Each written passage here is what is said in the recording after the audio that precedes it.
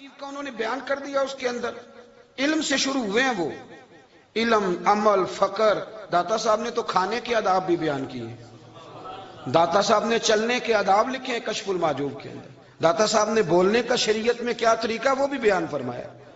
داتا صاحب نے تو کوئی ایسی چیز نہیں ہے جو آپ کہیں کہ باہر سے لے کے جانی پڑے. مسئلہ تو یہ ہے کہ یہ جو کچھ ہو رہا ہے، ایک آدمی ان کی قبر سے پھول اٹھاتا ہے اور وہ کسی کے گلے میں ڈالتا ہے تو اس کا بھی اسے 400-500 روپیہ نذرانہ چاہیے.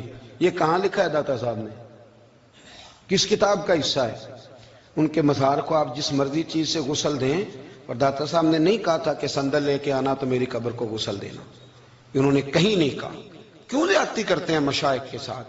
میرے اعلیٰ حضرت فاضل بریلوی رضی اللہ تعالیٰ عنہ سے کسی نے پوچھا تھا، ہم بڑی لوگوں کی باتیں سنتے ہیں، مزارات پہ لوگ جاتے تھے تو نفع ہوتا تھا، اب کیا بات ہوئی؟ اب اس طرح سے ہماری دعائیں مستجاب نہیں ہوتی.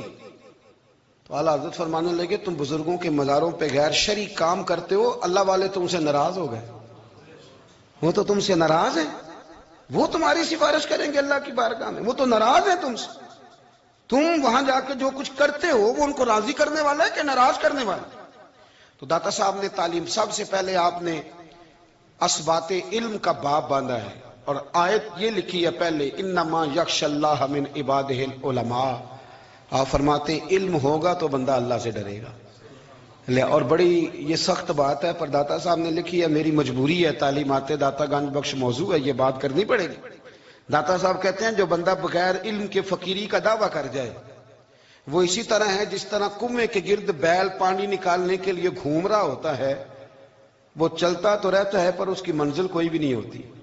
وہ گھومتا تو رہتا ہے پر اسے نتیجہ کوئی ملتا نہیں. فرماتے ہیں وہ اس بیل کی طرح ہے کہ گھومتا تو رہے گا پر کوئی منزل اسے میسر نہیں آئے گی. اگر کوئی منزل لینا چاہتا ہے تو پہلے اللہ کی کتاب پڑھے اور مدینے والے محبوب کی حدیث یاد کرے، پھر اسے منزل نصیب ہوگی، ورنہ اس کے لیے کوئی رستہ تعین ہو سکتا. اور داتا صاحب نے پھر حدیث لکھی نبی کریم علیہ السلام کی. فرماتے ہیں کچھ علم حاصل نہیں کرتے، کچھ علم لیتے ہیں پر اس سے نفع نہیں لیتے، پتہ ہوتا ہے پر عمل نہیں کرتے. آپ نے حدیث لکھی ہے، نبی کریم علیہ السلام نے فرمایا اللہم انی اعوذ بک من العلم لا ینفع. اے اللہ میں اس علم سے تیری پناہ مانگتا ہوں جو علم تو ہو پر اس سے نفع نہ اٹھایا جا سکے، جو علم تو ہو پر اس پر عمل نہ ہو. داتا صاحب رحمت اللہ علیہ فرماتے ہیں علم ہمیشہ اس لیے سیکھنا کہ اللہ تبارک و تعالیٰ تمہیں اس کا نفع عطا کرے. اور پھر آگے بڑھتے ہیں تو آپ فرماتے ہیں جب علم سیکھ لو تو پھر نہ اللہ رسول سے عشق کرنا.